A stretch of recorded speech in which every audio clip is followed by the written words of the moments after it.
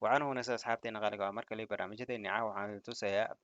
qoraal aad soo qorateen oo English ama luqad kale ah oo computerka uu support gareynayo qaabkii intaad Microsoft Office-ka aad u keensataan aad cod ahaan ugu bedelan lahaydeen aad u dhageysan lahaydeen ayaan caawa halkan idinku tusaya haddii la yidhaahdo markaas la socod wanaagsan marka koowaad qoraalka ayaad soo qaadanaysaa Microsoft Office-ka ayaad keensanaysaa haddii aad u baahan tahay inaad marka liga qoraalka aad wada dooratid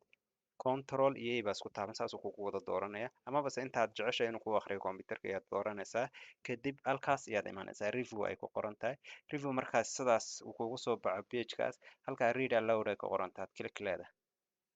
maadaama aan wada dooranin ayuu imika cod u keeni waaye marka koowaad shuruud waxaa inaad wada dooratid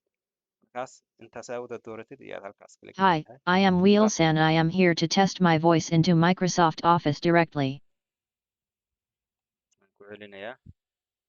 reviewga aad wada dooran reviewgaasaa tegi read loud ayaad click leedahay read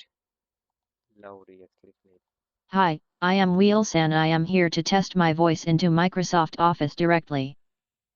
markaas inaad maqashay baan rajeynaya marka codka waad bedeli kartaa iminka gabadh baa hadlaysay sidii caadiga ahayd markaas cod nin ayaad u bedelaysaa halkaa yara settingka ku qoran yihiin microphone ku dul sawiran yahay aad imaanaysaan click aad leedihiin kadib halkaas hooste voice selection ay ku qoran tahay click leedihiin waad ka bedelaysaan kadib waad wada dooranaysaan review ayaad leedihiin read aloud ayaad leedihiin click saas uu nagu akhrinayaa marka koowaad read aloud Hi,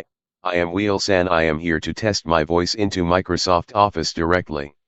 waxaan rajeynayaa inaad wada maqasheen dhammaantiin labada cod aan idin kala bedbedelay idinkuna qaabka aad jeceshiin ayaad u bedelanaysaan hadhow idinkoo isticmaalaya isla qaabkan aan idinku tusay inaad wax ka fahamteen baan rajeynaya marka goor walba iyo goob walba aad joogtaan waan idin rajeynaya khayr badan marka haddaad u baahantiin barnaamijyadan oo kale waa soo follow garayn karaysaan aad iyo aad baad umahadsantihiin dhammaantiin